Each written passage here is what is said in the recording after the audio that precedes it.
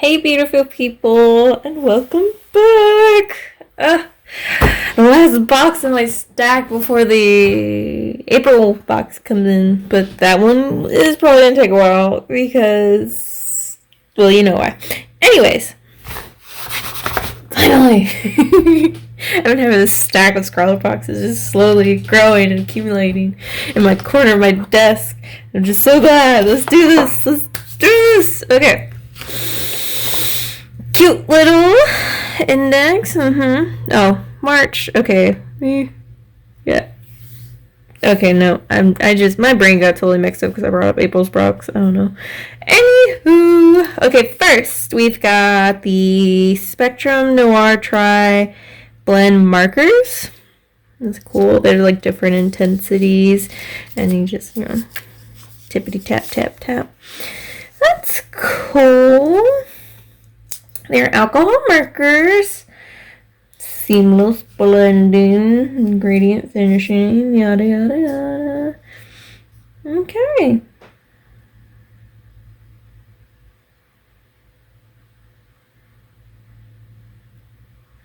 Okay, these will be interesting. Interesting indeed. Okay, and next we have the Molotow, or Blackliner, 0.4 millimeter. It's permanent, water-based, made in Germany.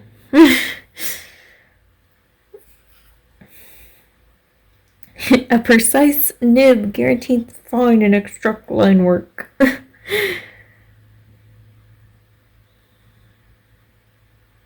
It's a water-based archival ink. Supposed to be resistant to water and other chemicals, so inking for last is what I'm hearing from this. Since those are alcohol based and it did say it's only resistant, I trust nothing that says resistant. Every time I kind of get one of these kind of products in these boxes, I don't keep it because I don't want to accidentally use it with my watercolors, because that's a dangerous game to be playing. Very dangerous. Okay, I think that's it for this pen. Oh, and the cap being off. Apparently it has special new cap off function that allows for it to be like capless for 180 minutes. That's it. Okay. Flip it. Boop. We have the Lyra Rembrandt art design pencil. It's HV. It's from Germany. It's a pencil. I'm not really sure what else is. It's pure cedar wood. I don't know. It's just going to my pencil jar. Alright, and the Faber Castell dust-free eraser. Ooh, it says it's perfect tool for removing any lead, charcoal, or color pencil markings. Ooh. It's funny how it says dust free, but then like over here in the description it says creates minimal eraser shavings. It's funny. But it does say it's easily disposable because they don't like clump up together or anything. So you have to worry about your precious artwork. Alright. Ooh, candy. I love candy. Ooh, real fruit juices. Suitable for vegetarians and naturally colored. I am loving ScrawlrBox's new like outlook on their boxes. Like, let's try to make this as eco-friendly as possible, because art in itself is not always the most eco-friendly thing in the world. Whether you're like, burning through paper or, the pure cedar pencil and all that sweet jazz. I'm glad that they try where they can, and it makes me feel a little better, because like that's one of like the sadder parts of all of this, is that you're just kind of like, I'm sorry. Anywho, we got a cute little sticker that matches this little scene right there. I love it when they match it. I lined it up. Okay. Sticker. Featured artist is this person. They'll be in the description below. Ooh, what's this? It's the Clairefontaine Goldline A5 layout pad. Comes with 20 sheets, smooth surface texture, 70 GSM white paper. It's supposed to eliminate spread and stop ink bleeds. And it is supposed to quickly dry and avoid smudging and smears. Huh. Either way, it looks good. It's funny how this little cover, okay, that cover was not attached or barely attached. It, produced exclusively for ScrawlrBox. That is so sweet. That's a free. Alright. I have been trying to figure out a good paper for markers because I have alcohol-based markers, but I never feel like any of the papers I have work well with it, so I don't ever want to use them. So once again, another reason I love ScrawlrBox. They introduced me to products that, I don't know much. And I'm not cheap. I wouldn't say cheap, but I would say that I don't like to waste my money. And I know my art is something I love, but I don't want to be having to buy paper after paper after paper. I don't like having to grind for good items, whether that's in real life or IRL. I mean, if in life or in a game. Grinding is not my favorite thing ever at all. I see the purpose of it, utility of it, so forth and so on. But anyways, not who I am. So it's a struggle because you could try so many different brands, so many different products, and none of them be right, and that's so frustrating. So save that for later. All right, but yeah, I don't like grinding. I don't like wasting my money, and I know it can be real worth it because once you finally get there. But then again, there's papers that aren't on your radar. There's papers that you may not have considered trying, and as well as ScrawlrBox, they give me products, and I don't have to feel so bad about them, because the whole point of the box is playing with it, having fun with it, and that's the best part of ScrawlrBox, so hopefully maybe they've helped me find another new love, as they've done with many products. Alright, so it's Imaginarium, a place dedicated to imagination. Huh. Okay, let's see what they have to say about this box. What does the box inside of your mind look like?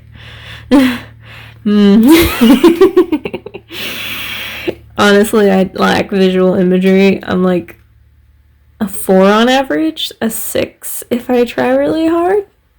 So, can I just ink the whole thing black and done? No.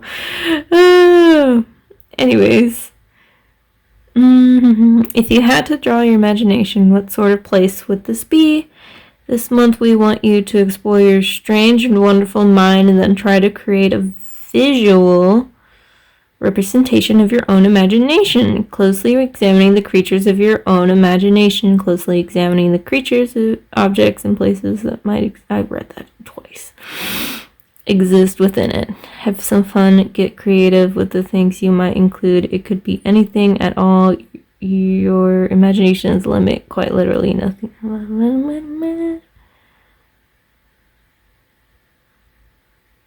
Alright. I guess I'll start with sketching. Alright, so this is kind of fun. These markers are really interesting. That's for sure. It was just kind of crazy trying out these products and these things. My mind, I'm trying to think, where do I want to start with this? Okay, well, so for starters, these pens are basically slightly like different, different shades. Like they just make them slightly darker than the last. And at first I was kind of like excited and also daunted by the idea of a limited color palette, because it's kind of not like the 3 marker challenge, just that. And then these are 3 of the same color but not. Anyways, I definitely love the paper. You'll see a couple times that I left the paper on there and layered and stuff, and even though you saw it on the other side of the sheet, you didn't see it bleed onto the next page, which I think is amazing. But it didn't. It held up to its promises. I didn't use a lot of marker on it, but I'm not really one to add layers and layers of marker. I'm more like a 1 or 2 layers of marker kind of person, just because I'm still getting to know markers, So I definitely love this paper. I'm excited to try it out some more. So glad ScrawlrBox put it in my box. Because I'm just like, yes, this is something I've been wanting, something I've been looking into, and so I'm really excited about that. And really, one of the hardest parts of this was trying to decide what I wanted to draw. Because, as I mentioned earlier, my imagination doesn't really run wild because it's not really much to see. It's not that like I don't imagine things, I don't think about things. It's just, I don't feel like my imagination is the same way as other people's, just because of my low visual imagery thing. And so I was like, what?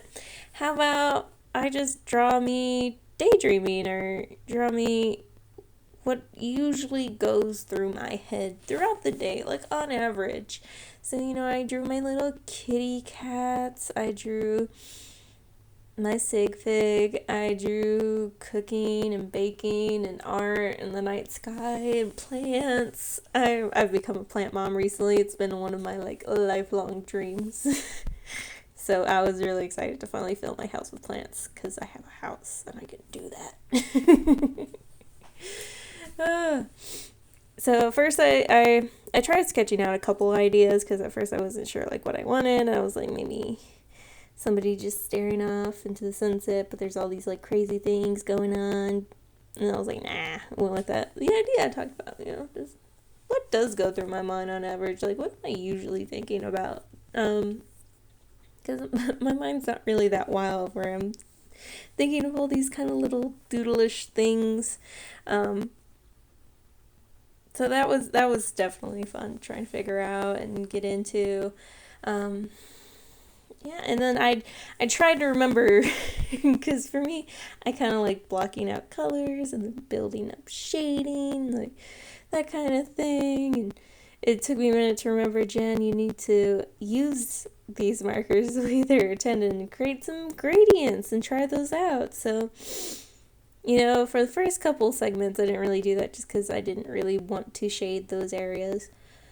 But then, pardon me, I did try to remember and do that with other areas, block some colors, gradient some areas, and try that out. And for the most part, if you're doing small little areas, it's pretty easy to get a smooth gradient. I'm kind of excited to try blenders with this paper and other markers and stuff, and see how that works, because when I was doing little areas and I was immediately going right after the last color and creating a gradient like that, it was a lot easier.